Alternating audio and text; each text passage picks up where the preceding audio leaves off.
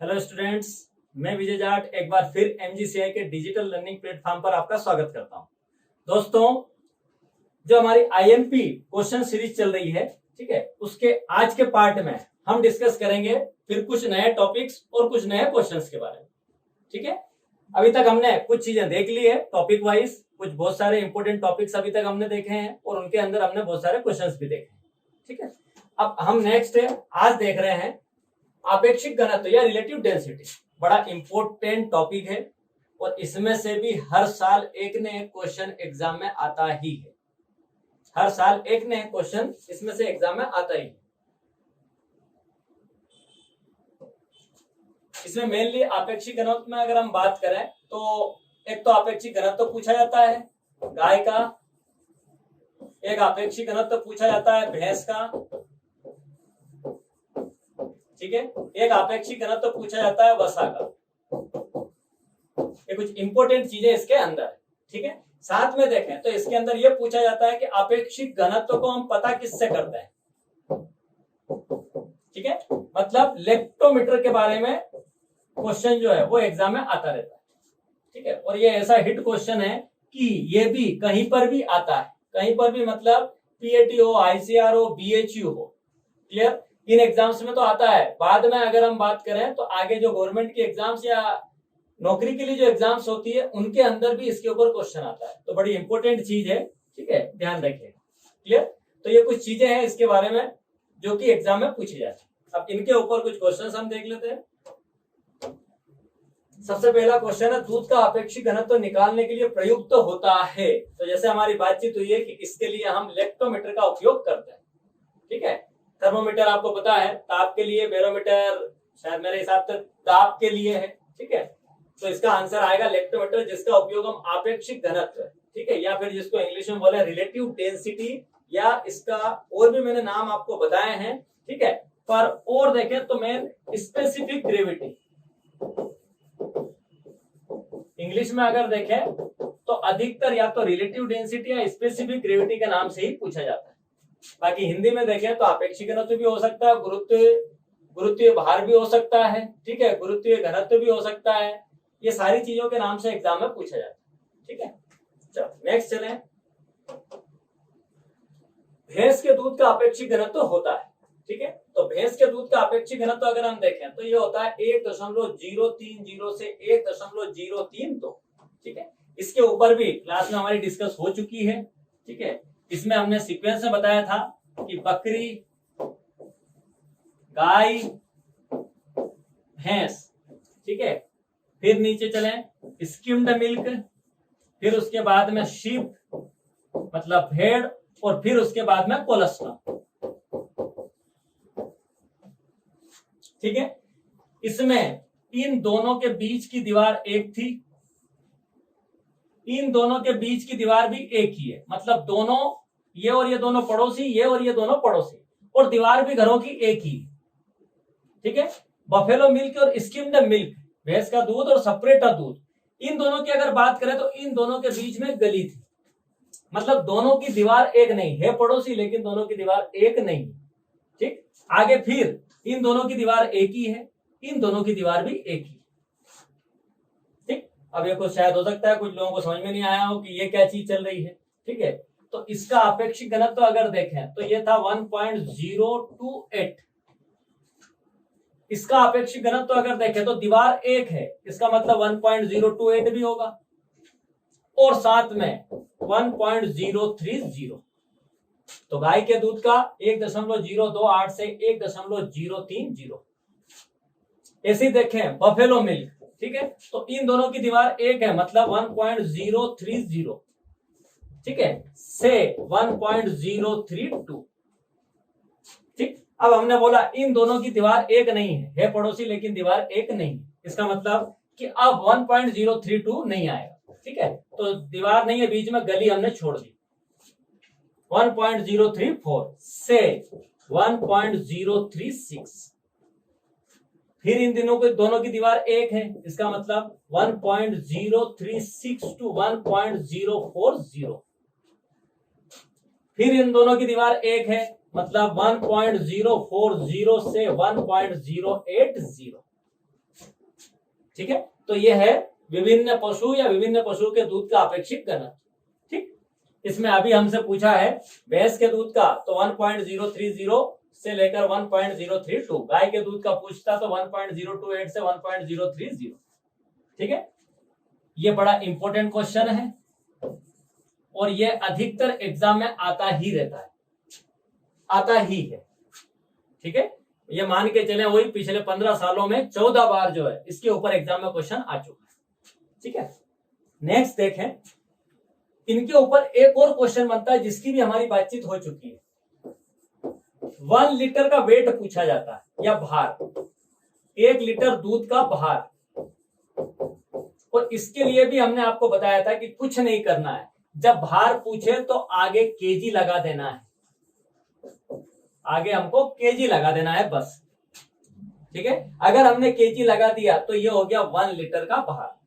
और भैंस के दूध में ये चीज भी एग्जाम में पूछी हुई कि भैंस के दूध का 1 लीटर का भार कितना होगा, तो 1.030 से 1.032 किलोग्राम।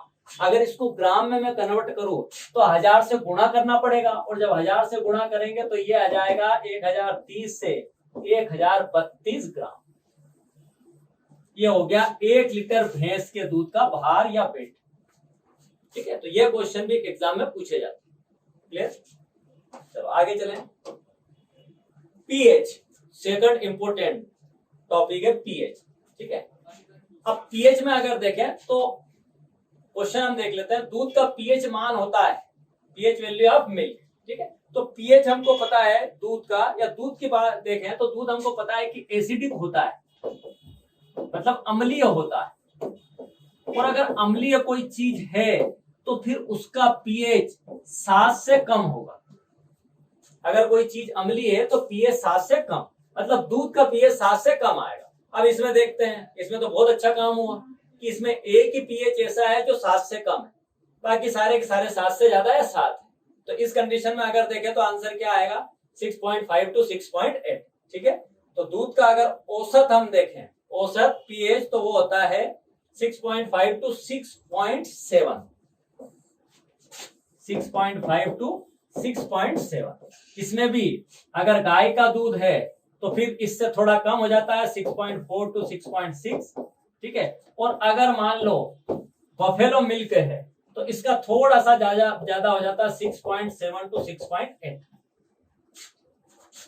क्लियर, ठीक है, तो एवरेज 6.5 to 6.7। जब पीएच पूछे किसी का भी पूछे, चाहे फ्रेश मिल्क है ताजे दूध का पूछे, ठीक है, या फिर गाय के ताजे दूध का पूछे या भैंस के ताजे दूध का पूछे, अगर यहां से लेकर या यूं कहें कि 6.4 से 6.8 तक जो भी दिखाई दे तो वो आंसर हमको लगाना है।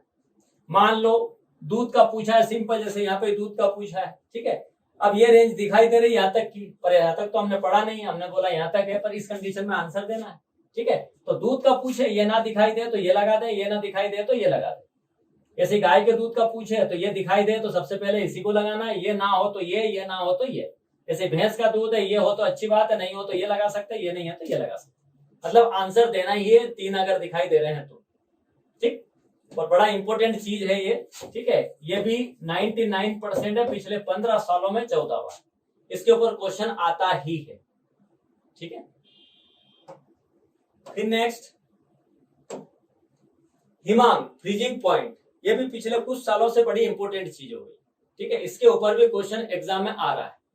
क्लियर है, अब फ्रीजिंग पॉइंट या हिमांग की बात करें तो हिमांग या फ्रीजिंग पॉइंट मतलब दूध का ठोस में बदलना। ठीक है, अब हमारी बातचीत इस पे हुई है कि जैसे पानी की हम बात करें तो पानी का होता है 0 डिग्री सेल्सियस। ठीक है, और दूध का अगर देखें, ये है पानी का, अगर दूध का हम देखें तो इस 0 से आधा डिग्री सेल्सियस कम। अगर इसको इसमें माइनस कर देंगे तो यह आएगा 0.5 डिग्री सेल्सियस, और वो भी माइनस। तो दूध का अगर देखें तो औसत हिमांक -0.5 डिग्री सेल्सियस, पानी से आधा डिग्री सेल्सियस कम।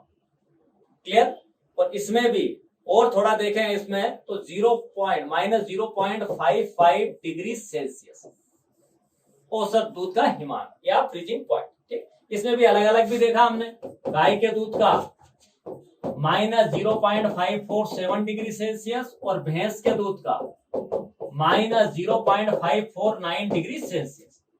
ठीक है, डिग्री फ़ारेनहाइट में भी हमने देखा 31.02 डिग्री फ़ारेनहाइट और इधर 31.01 डिग्री फ़ारेनहाइट। ठीक है, चारों की चारों चीजें इंपॉर्टेंट है और चारों की चारों चीजें घूम घूम के एग्जाम में आती रहती है, यानी बोले पांचों चीजें। कभी ये पूछेगा, कभी ये पूछेगा, कभी ये पूछेगा, ये पूछेगा, ये पूछेगा, कभी ये तो कभी ये। ठीक, यहाँ पर सिंपल उसने अगर देखें तो क्वेश्चन अधिकतर जो आ रहा है अभी वो आ रहा है इसके ऊपर। ठीक है, तो एक एवरेज देखें तो -0.55 डिग्री सेल्सियस। ठीक, अब ध्यान रखिएगा कि गाय का पूछे तो ये इतना और भैंस का पूछे तो इतना। क्वेश्चन देख लेते हैं इस पर। दूध में हिमांक का औसत मान होता है। अब दूध में हिमांक का औसत मान अगर देखें तो अभी हमने देखा है ये होता है। ठीक है, अभी हमने देखा है कि वैसे तो -0.55 डिग्री सेल्सियस है, पर अब ऑप्शन के अकॉर्डिंग बात करें तो फिर ऑप्शन क्या है -0.540 डिग्री सेल्सियस, क्योंकि ये सारे के सारे अगर देखें तो ये इससे ज्यादा है। ठीक है, फिर नेक्स्ट क्वथनांक, ये भी बड़ा इंपॉर्टेंट है। पिछले 2 सालों से कंटिन्यू इसके ऊपर क्वेश्चन एग्जाम में पूछे जाते और सिंपल क्वेश्चन आता है दूध का क्वथनांक क्या है, what is boiling point of milk. ठीक है, तो ये भी हमने पढ़ रखा है। इसमें भी अगर देखें तो हमने कहा है जैसे पानी की बात करें तो पानी का हमने कहा है 100 डिग्री सेल्सियस होता है।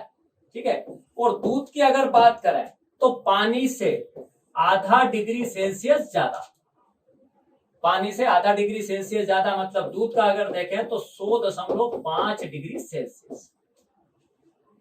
ठीक है, इसमें भी हमने गाय के दूध का थोड़ा इससे कम देखा है 100.15 से 100.17 डिग्री सेल्सियस, और भैंस के दूध का अगर देखें तो भैंस के दूध का 100.5 से 100.8 डिग्री सेल्सियस। जैसे पीएच में हमने कहा है कि जब तक यहां से लेकर यहां तक कुछ दिखाई दे आंसर देना है, वैसे इसमें भी यहां से लेकर यहां तक जो भी दिखाई दे आंसर देना है। ठीक है, 100.15 से लेकर 100.8 डिग्री सेल्सियस। ठीक है, अच्छा अब इसके ऊपर क्वेश्चन देखते हैं। दूध उबलने का औसत तापक्रम होता है, एग्जाम में पूछा हुआ क्वेश्चन है। तो इसमें ऑप्शन 99.5 डिग्री सेल्सियस है तो पानी से कम हो गया, हो नहीं सकता। 100 डिग्री सेल्सियस पानी का है, कैसे होगा। सी 100.5 डिग्री सेल्सियस। ठीक है, ये है सही आंसर। क्लियर, तो इसका आंसर क्या आ जाएगा 100.5 डिग्री सेल्सियस, ये एवरेज। आगे चले, एक धुआंधार क्वेश्चन है। दुग्ध सेल्सियस में का क्वथनांक क्या होता है, what is the boiling point of milk in Celsius. ठीक है, अब देखते हैं 100 तो थोड़ा ज्यादा हो रहा है, 100 हमने कहा पानी का है। ठीक है, थोड़ा देर अब कैसे लगा सकते हैं, ये 105 हो गया, ये तो 102 था, सॉरी ये 105 हो गया, ये तो बहुत ज्यादा हो गया, इतना होता नहीं है, 3-4 में बहुत कम हो गया। अब क्या आंसर दे, अब इस क्वेश्चन में क्या आंसर दे। ठीक है, तो हमने कहा है मैक्सिमम जो हमने पढ़ा है वो पढ़ा है 100.8 और सॉरी मिनिमम अगर देखें तो ये हमने पढ़ा है। ठीक, ये हमने पढ़ा है गाय का दूध। अगर एवरेज हमको दिखाई दे तो अच्छी बात है, और नहीं तो हमको ज्यादा जो है जोर किसके ऊपर देना है, गाय के दूध के क्वथनांक पर देना है। ठीक है, गाय के दूध के ऊपर ही ज्यादा जोर हमको देना है यहाँ पर। और इस कंडीशन में अगर देखें तो आंसर फिर हमको क्या लगाना है 100 डिग्री सेल्सियस। कितना आंसर लगाना है 100 डिग्री सेल्सियस। हमने कहीं पढ़ा है कि दूध का क्वथनांक अभी जो हमने देखा है इसके हिसाब से 100 से ज्यादा होता है, लेकिन जब ऑप्शन ज्यादा दूर हो उस कंडीशन में आंसर जो है वो देना है 100 डिग्री सेल्सियस। ये लास्ट ईयर पूछा हुआ क्वेश्चन, उससे पिछले साल ये क्वेश्चन पूछा है, दूध का क्वथनांक होता है 100 डिग्री से ज्यादा, 100 डिग्री से कम, 100 डिग्री सेल्सियस। ठीक है, अब जैसे इसकी बात करें तो इसके हिसाब से तो आंसर ये है, पर भैया हमको पता है कि 100 से ज्यादा होता है, तो उससे पहले साल जो क्वेश्चन पूछा उसका आंसर ये। ठीक है, तो 2018 में ये क्वेश्चन आया और 2019 में ये क्वेश्चन एग्जाम में पूछा गया। ठीक है, तो ये भी एक इंपॉर्टेंट टॉपिक है। तो हिमांक क्वथनांक दोनों के दोनों एग्जाम में बार बार पूछे जा रहे हैं। फिर नेक्स्ट चले, शांता या विस्कोसिटी। ठीक है, शांता या विस्कोसिटी मतलब गाढ़ापन। ठीक है, ये भी बड़ा इंपॉर्टेंट टॉपिक है। और जैसे हमारी क्लास में डिस्कस हुई है कि बॉइलिंग पॉइंट और विस्कोसिटी, अगर इन दोनों को हम जोड़ दें तो 100% एग्जाम में हर साल एक न एक क्वेश्चन आता ही। दोनों की अगर मिलाकर बात करें तो कभी बॉइलिंग पॉइंट में से तो कभी विस्कोसिटी में से। ठीक, एग्जाम में क्वेश्चन पूछता ही है। ठीक है, तो ये भी एक इंपॉर्टेंट चीज, ये भी हमने पढ़ लिया है। एवरेज अगर देखें तो हमने पढ़ा है 2 सेंटीपॉइस होती है। ठीक है, और रेंज में 1.5 to 2 सेंटीपॉइस। क्लियर, ये इसकी यूनिट है, पॉइस या सेंटीपॉइस। क्लियर, इसको पता हम करते हैं विस्कोमीटर से, इसको हम पता करते हैं विस्कोमीटर से। क्लियर है, और इसको या विस्कोसिटी को सबसे ज्यादा प्रभावित करता है प्रोटीन, या इसके अंदर बात करें तो केसिन, क्योंकि सबसे ज्यादा यही है। ठीक है, तो दूध की अधिकतर श्यानता प्रोटीन के कारण है या केसिन के कारण। क्लियर, प्रोटीन इंक्रीज होगा तो श्यानता या विस्कोसिटी भी इंक्रीज होगी, प्रोटीन डिक्रीज होगा, श्यानता या विस्कोसिटी भी डिक्रीज होगी। चलो, अब इसके ऊपर क्वेश्चन देख लेते हैं। दूध की श्यानता किस घटक के कारण होती है? तो हमने कहा है प्रोटीन। एल्बुमिन प्रोटीन है, ग्लोबुलिन प्रोटीन है, केसिन भी प्रोटीन है, फॉस्फोलिपिड अलग चीज हो गई, लिपिड है, वसा है। ठीक है, अब इसमें से आंसर क्या दे? तो मेनली अगर देखें तो दूध के अंदर सबसे ज्यादा या 80% अगर देखें तो केसिन, और इसलिए आंसर क्या लगाना है? केसिन लगाना। यहाँ भावनाओं में नहीं बहना है, ज्यादा इमोशनल नहीं होना, ऐसे कैसे, ठीक है, ऐसे वैसे कुछ भी नहीं लगाना है, डायरेक्ट आंसर केसिन लगाना। क्लियर है, तो viscosity of milk is due to casein. फिर नेक्स्ट क्वेश्चन, दूध की श्यानता 20 डिग्री सेल्सियस पर क्या है? तो अभी हमने पढ़ा है तो 2 सेंटीपॉइस होती है या 1.5 से 2 होती है। ठीक है, 1 से 2 ये आंसर हो सकता है। ठीक है, आगे देखते हैं, 3 से 4 ज्यादा हो गई, 1.5 से 2 ये बहुत सही आंसर है। आगे देख लेते हैं, 2 से 3 नहीं, आंसर क्या आएगा? 1.5 से 2।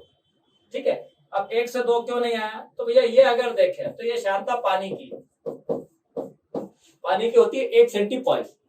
ठीक है, तो इसलिए हम आंसर ये ना लगाएंगे, एवरेज जो देखें वो है 1.5 से 2 या फिर 2। तो ज्यादा जो चीजें हैं जो इसके करीब होगी वही इसका आंसर होगा। ठीक, अच्छा नेक्स्ट देखें फिर, गर्बर विधि, गर्बर मेथड। ठीक है, ये भी बड़ा इंपॉर्टेंट टॉपिक है और एग्जाम में इसके ऊपर भी क्वेश्चन आते रहते हैं।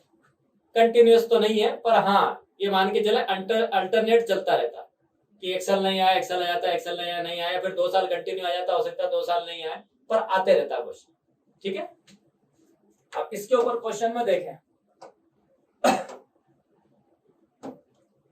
गर्बर विधि द्वारा वसा ज्ञात करने के लिए गंधक अम्ल कितना लेना चाहिए? What is the quantity of sulphuric acid in Gerber method for fat test? ठीक है, तो हम 3 चीजों का यूज करते हैं, एक तो मिल्क का या दूध का जिससे हमको फेट पता करना है, दूसरा हम H2SO4 का यूज करते हैं, और तीसरा अमाइल अल्कोहल का। ये 3 चीजों का हम यूज करते हैं। मिल्क हमने 11 ml लिया, H2SO4 10 ml लिया और अमाइल अल्कोहल 1 ml। इससे तो हमको फेट पता करना है, बाकी ये हमने मिल्क के जो अभी फेट पता करना है, उस फेट के चारों ओर हमने कहा प्रोटीन की लेयर होती है, और उस लेयर को तोड़ने का काम है H2SO4 का।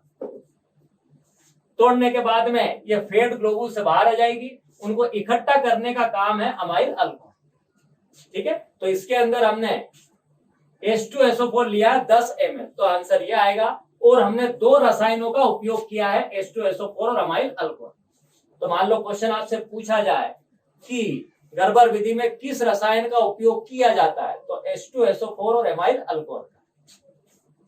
तो इसका आंसर आएगा 10 ml। फिर नेक्स्ट, वसा परीक्षण में सेंट्रीफ्यूज मशीन की गति होती है। What is the speed of centrifuge machine in fat testing round per minute? ठीक है, अब गर्बर मशीन की अगर हम बात करें, मतलब सेंट्रीफ्यूज मशीन का मतलब है गर्बर मशीन, और गर्बर मशीन की आदर्श चाल या आइडियल स्पीड अगर हम देखें तो वो थी 1100 RPM। ठीक है, और आइडियल टाइम अगर देखें तो वो था 4 मिनट। ठीक, तो ध्यान रखना गर्बर मशीन को बोला जाता है सेंट्रीफ्यूज मशीन, और आंसर इसका आएगा 1100 आरपीएम। ठीक है, तो ये क्वेश्चन भी अभी पिछले 2 या 3 साल में एग्जाम में पूछा गया। ठीक है, फिर नेक्स्ट देखें, गर्बर फेड टेस्टिंग विधि में निम्नलिखित में से किस अम्ल का उपयोग किया जाता है? Which of the following acid is used in Gerber method, Gerber fat testing method. ठीक है, तो अभी हमारी बातचीत हुई है 2 केमिकल का यूज होता है, उसमें एक अम्ल था सल्फ्यूरिक अम्ल, तो आंसर आएगा सल्फ्यूरिक अम्ल या सल्फ्यूरिक एसिड। ठीक, चलो नेक्स्ट देखें, क्रीम सेपरेटर। ठीक, ये भी एक इंपॉर्टेंट चीज है, इसमें ऐसे फ्रिक्वेंटली नहीं आते हैं, पर पिछले 4-5 साल में इसके ऊपर भी क्वेश्चन बने हुए। ठीक है, तो इसको भी हम देख लेते हैं। क्रीम सेपरेटर के कार्य करने का सिद्धांत, तो हमको पता है कि क्रीम सेपरेटर अब केंद्रीय बल या सेंट्रीफ्यूगल फोर्स के ऊपर काम करता है। किसके ऊपर काम करेगा? Centrifugal force. Clear? Centrifugal force की भी हमारी बातचीत हुई है।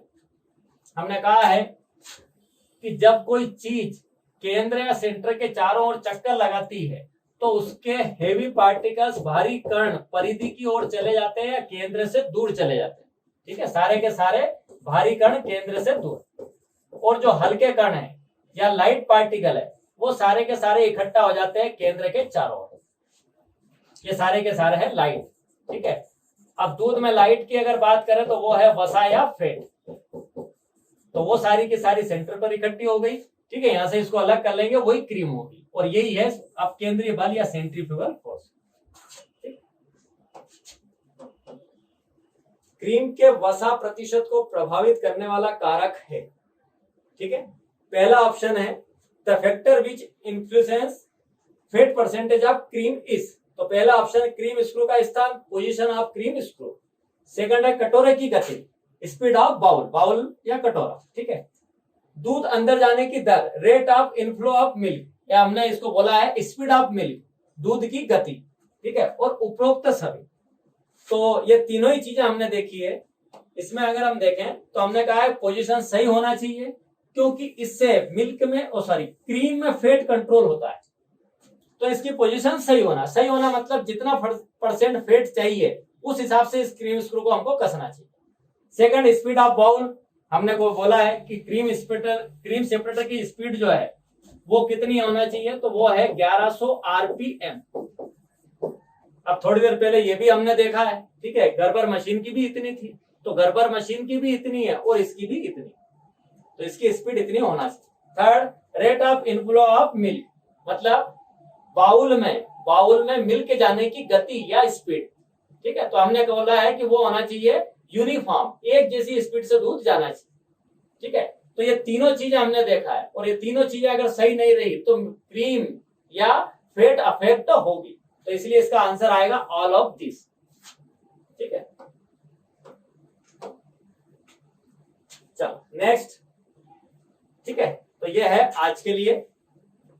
अब बाकी चीजें जो है वो हम देखेंगे नेक्स्ट चैप्टर में या नेक्स्ट वीडियो में। क्लियर है? नेक्स्ट वीडियो में हम मिल्क प्रोडक्ट्स के बारे में डिस्कस करेंगे। वो भी एक इंपॉर्टेंट टॉपिक है जिसमें से क्वेश्चन एग्जाम में आते ही हैं, पर उसमें डिफरेंट मिल्क प्रोडक्ट्स हैं, उसमें से ज्यादातर क्वेश्चन जिस टॉपिक में से पिछले कुछ सालों में से आ रहे हैं उस प्रोडक्ट्स को हम आगे डिस्कस करेंगे। ठीक है, तो तब तक के लिए बने रहिए हमारे साथ में और देखते रहिए हमारा वीडियो। ठीक है, thank you very much, have a nice day. मिलते हैं नेक्स्ट वीडियो में एक नए टॉपिक और एक नए प्रोडक्ट्स के साथ में।